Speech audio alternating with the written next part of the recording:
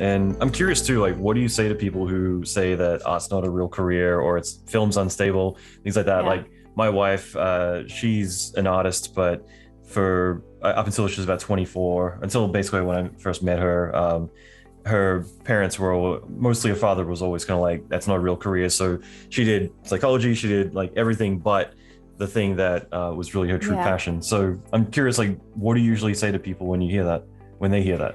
Yeah, that sounds very familiar. I ended up in psychology as well. I noticed, yeah. Yeah, it's funny. Nowadays, I talk with a lot of students in the classroom, and they're usually very aware that it's not a stable career, or they think that, or they've been told that.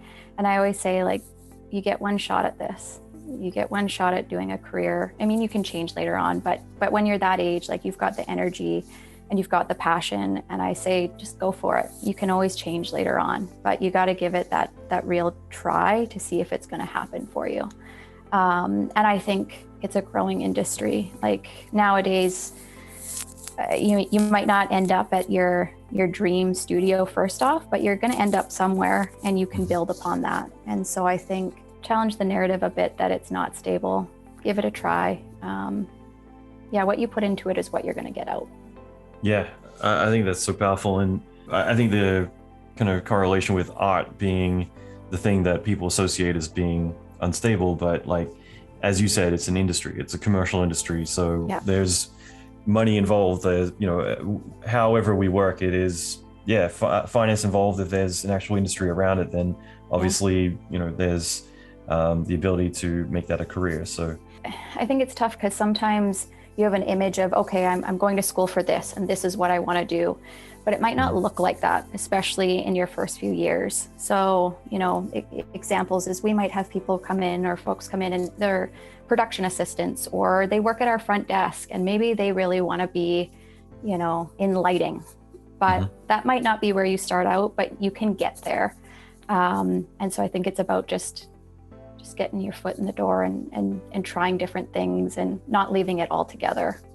yeah. And also too, like, your career and focus shifts over time. I wanted to be a ninja at one point in my life. I was maybe 4 at the time, but we pivot around people transitioning from other careers.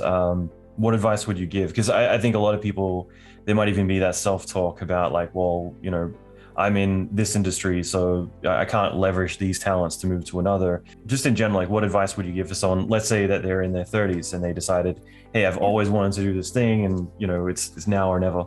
Yeah, I mean, that's totally kind of what happened with me is it was kind of the now or never. And I mean, I'm uncomfortable a lot of days in this role, is because I don't necessarily know all the answers, or maybe I don't have a background in some of the technology that they're talking about, in meetings.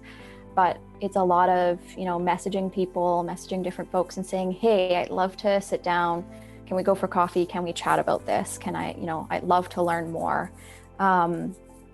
And I mean, that's once you're in the role. I'd say when you're looking to make that transition, is the same advice we give to juniors. Reach out to folks on, LinkedIn, try and, make connections with people in the industry. There's even lots of, different credentials or certificates you can do.